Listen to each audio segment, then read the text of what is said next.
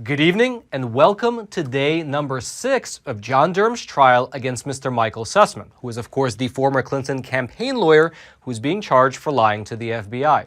And, well, just as expected, this trial is beginning to shed quite a bit of light on what was really happening behind the scenes, both during the 2016 election as well as beyond into Donald Trump's actual presidential term in office. Now, specifically, the biggest bombshell to have come out of this case, at least thus far, is the fact that according to the testimony of the Clinton campaign manager, it was Hillary herself who approved giving the Trump-Russia allegations to the media.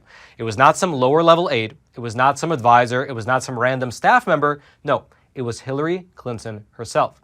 Now, again, to be fair, up until this moment, that's what a lot of people suspected anyway. However, this is the first official on-the-record confirmation of this actually being the case. Now, the man who was giving this testimony is named Robbie Mook. You can see him up on screen for yourself. And during the 2016 presidential race, he was the campaign manager for Hillary Clinton. And the reason that I wanted to point that out, the reason I believe it's relevant, is because it's worth highlighting that Mr. Robbie Mook was not a low-level intern. He was not some mid-level advisor. This man was instead the top dog. He was quite literally the manager of the overall presidential campaign. And last Friday, when he testified on the witness stand in Durham's trial, well, Mr. Robbie Mook revealed the fact that Hillary Clinton personally approved the plan to spread the false documents to the media, which purportedly showed that Trump was somehow colluding with Russia through secret servers set up between Trump Tower and a Russian bank.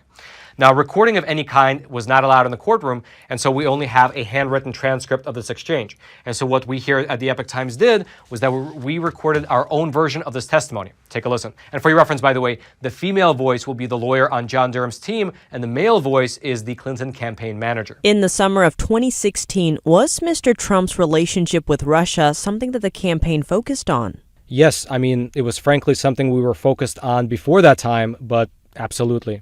And once you learned about it, the Trump-Russia allegations, you started discussing with the campaign whether the campaign should affirmatively push it in the media, right? Correct. And you had that discussion with Mr. Sullivan? Correct. With Mr. Podesta? Just to be clear, this is what I recall those people. Correct. Okay, you had a discussion with Mr. Sullivan? Yes, I recall, yes. Whether to push it in the media, right? Correct. With Ms. Palmieri? Correct. With Mr. Podesta? Correct. But in any event, the decision to provide this to the media was authorized by the campaign, correct? We authorized a staff member of the campaign to provide it to the media. Mr. Mook, before the break, you had testified that there was a conversation in which you told Ms. Clinton about the proposed plan to provide the Alpha Bank allegations to the media. Is that correct? Correct. And what was her response? All I remember is that she agreed with the decision. We told her we have this and we want to share it with a reporter. She agreed to that. When did this take place? I can't recall exactly when Hillary Clinton made the move. All I can remember is she agreed with the decision. She thought we made the right decision. And so again, if you've been following this case all along, well, then you might not be that surprised. However, this is the first true on-the-record account of this actually taking place. And it's also rather amazing to see how this political weapon was actually deployed. Because what happened shortly after the Clinton authorization is that someone from the campaign, from the Hillary campaign, took the false Trump-Russia collusion allegations to a reporter over at Slate magazine, which is a left-leaning online publication, and they ran with it. In fact, they published this story here that you can see up on screen for yourself, titled, "Was a Trump server communicating with Russia?" And the subhead for that article reads, quote, "This spring, a group of computer scientists set out to determine whether hackers were interfering with the Trump campaign. They found something they weren't expecting."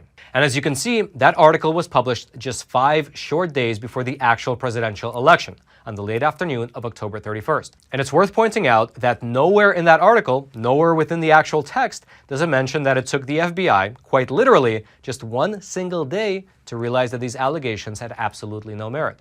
But that didn't really matter, because within hours of publication, the Clinton campaign amplified that article's reach 1,000-fold. That's because one of Hillary Clinton's senior policy advisor, a man by the name of Jake Sullivan, you might recognize him, he's the guy in the Biden administration who's now giving all these briefings about imminent war with Russia. Well, back then, he issued an official statement from the Clinton campaign which said this in part, quote, "This could be the most direct link yet between Donald Trump and Moscow.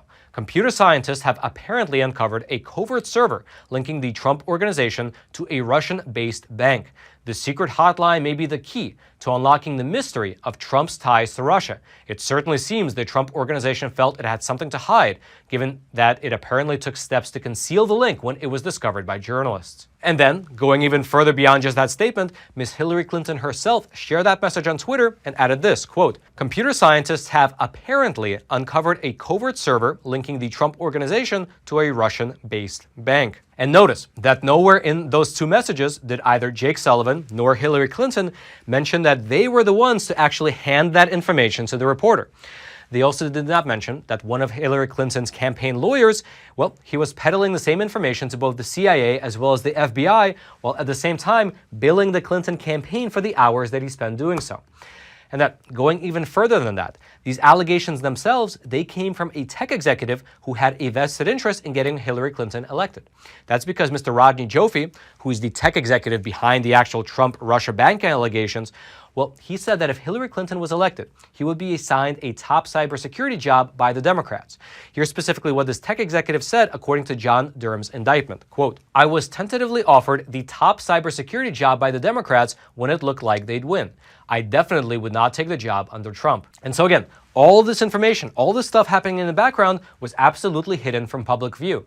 And instead, the national conversation was usurped and the public was gaslit into thinking that President Trump was quite literally a puppet of the Russian state. And the repercussions of that are something that we're still living with today. That's because this Trump-Russia narrative that Hillary Clinton sanctioned did enormous harm to the country in many ways.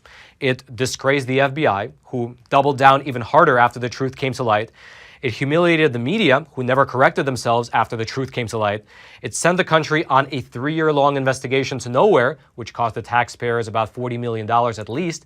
It hampered the first 2 years of a democratically elected administration, meaning the Trump administration.